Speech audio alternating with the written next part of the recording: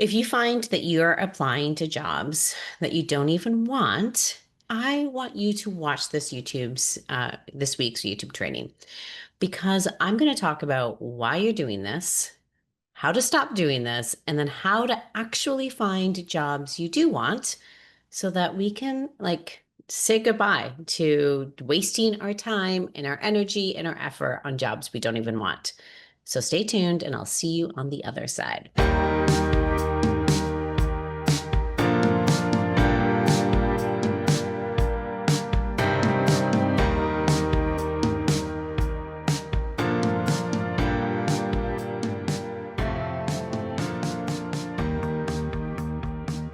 Hi, my name is Sara. I am a certified leadership and career coach, and I help people find their dream jobs where they work less, make more money, and finally feel happy and fulfilled doing work that they love. Thank you for watching this video and supporting me. So if you want to see more of my content, hit that subscribe button, hit that like button, and comment below to tell me what kind of jobs that you're looking for so we can help each other out in the comment section. Okay. Now you're here because you're finding you're applying to jobs you don't even want. And I want to tell you this happens all the time. So you're not abnormal or weird for doing this. This is a normal thing. And you're generally doing this probably because you're thinking that no one is going to hire you because perhaps you haven't had some success applying for the jobs you do want. So you're feeling like you need to lower your standards. And you're thinking, if I apply to jobs one step below me, like one step more junior or two steps more junior, then it'll be easier to get interviews and get a job because I so desperately need or want a job. You're also doing this because you're thinking you can't be so picky. Like, probably you've heard the advice that beggars can't be choosers. So that might be some bad advice from a loved one or just a thought you have in your head.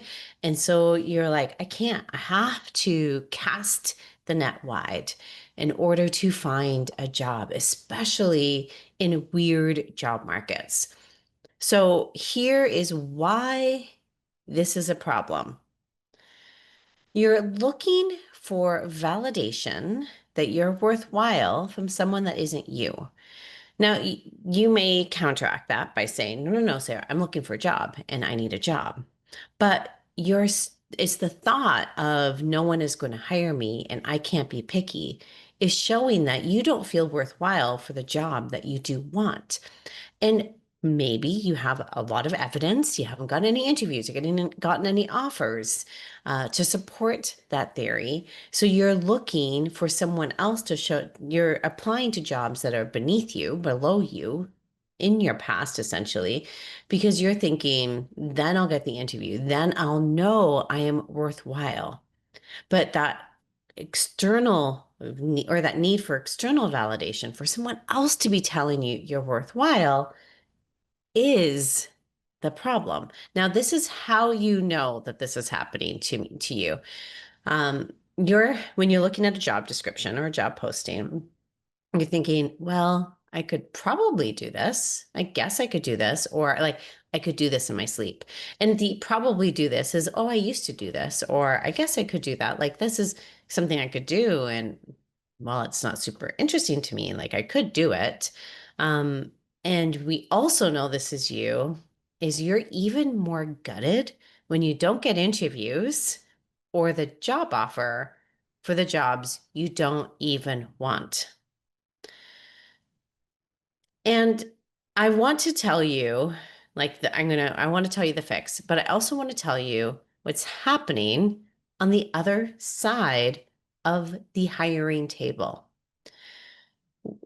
I'm going to use administrative assistants as an example because that is very commonly a job that people apply to that they don't really want, but they think it is easy to get.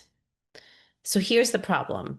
A job on average, especially more entry-level positions or administrative assistant positions, get a lot of applications. So on average, they get 250, but I can tell you from experience that those lower positions generally get a little bit more. They're the ones that kind of raise the job average numbers.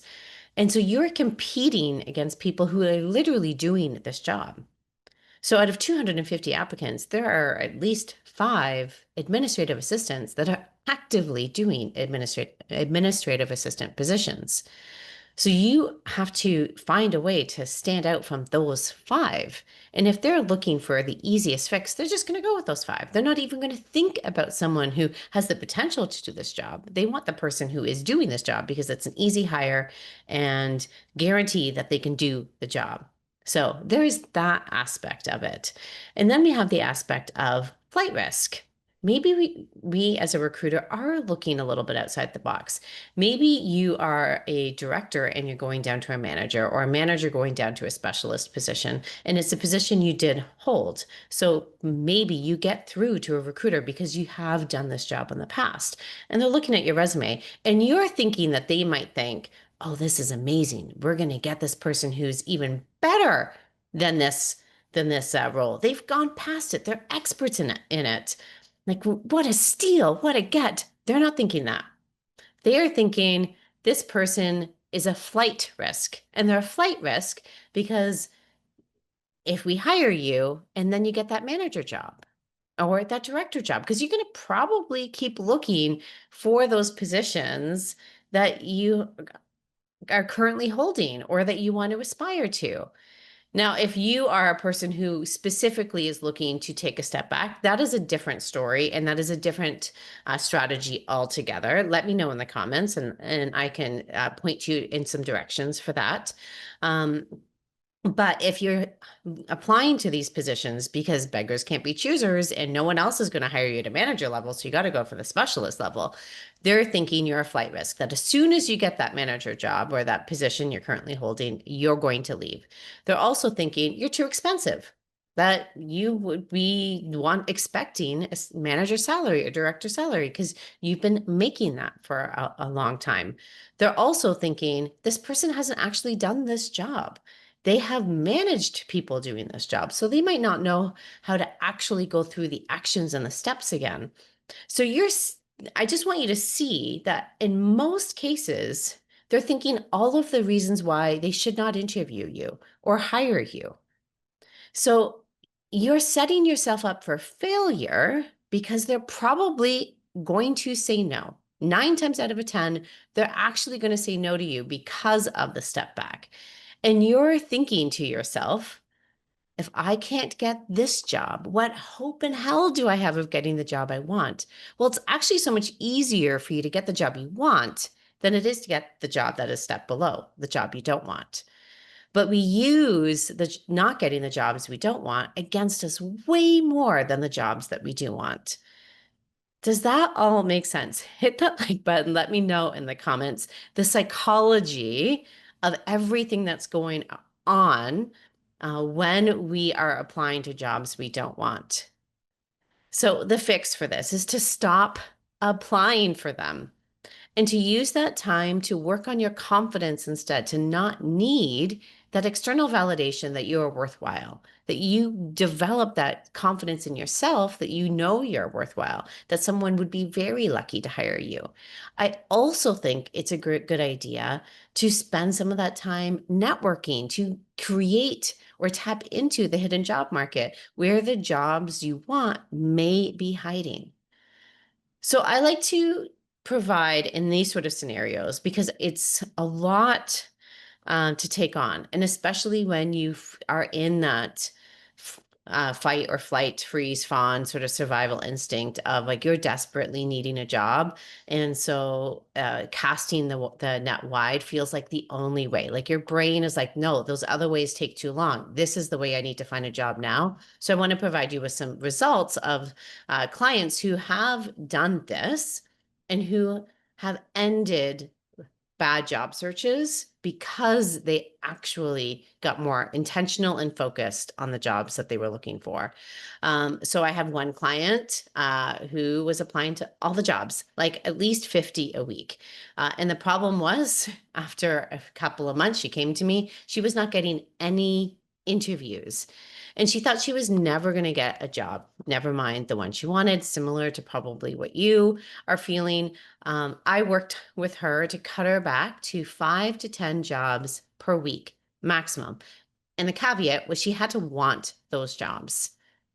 Now, she also did some networking and stuff like that, but the networking did not lead to any positions. Okay. So, this is where I want to give you an example of where job boards do work and being more intentional do work.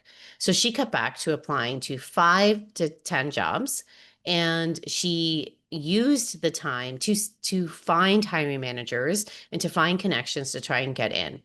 But even with that and without that, it led to a crazy response rate, like 80%. 80% of her applications led to interviews, which meant that she had her pick of jobs. And it led to a job that was also a promotion. So not only was it not that step back, it was a step up. And during a very difficult job market, this was not during like a job where jobs were everywhere.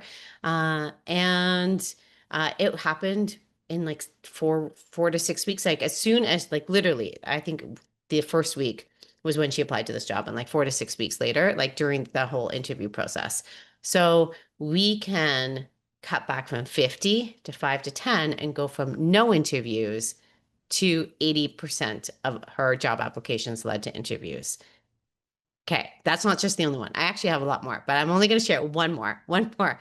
Another client, he was looking for an HR role for years. Like he came to me, he was 2.5, 3 years. He had been looking.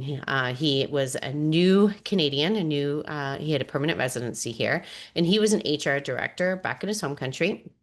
But by the time he came to me, he was applying to HR generalist positions. So steps like if you're not familiar in HR, that's 2 steps back.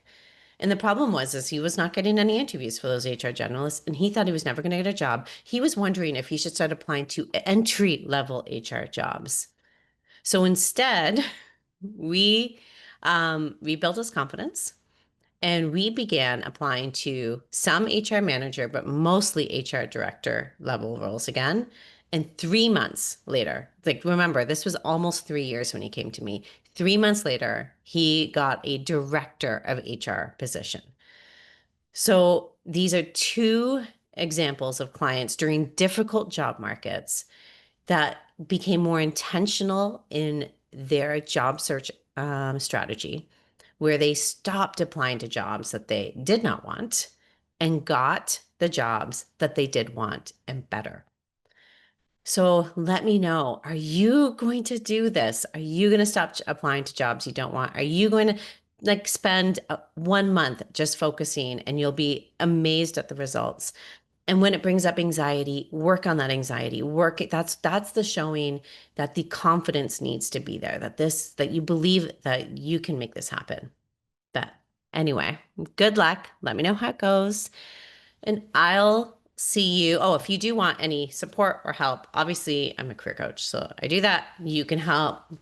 Some of the best ways that I can help you is with some of my free resources.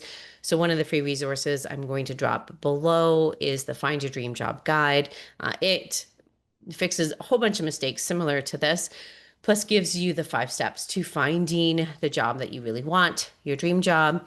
There's also my course, the Find Work You Love course, which is all of my trainings within my framework of going from knowing you want a new job to landing in that new job. So if we talk resumes, LinkedIn, we talk networking and job boards and interviews and offer process and how to negotiate and how to spend your time in a job search schedule, like where to actually what actions you should actually be taking in a balanced job search, like everything. The link to that is also below. And then I also obviously have my one-on-one coaching.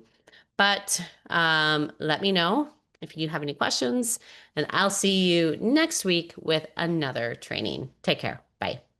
If you liked this video, hit that like button and don't forget to subscribe so that you don't miss a single video. And join me in the Find Work You Love course. course.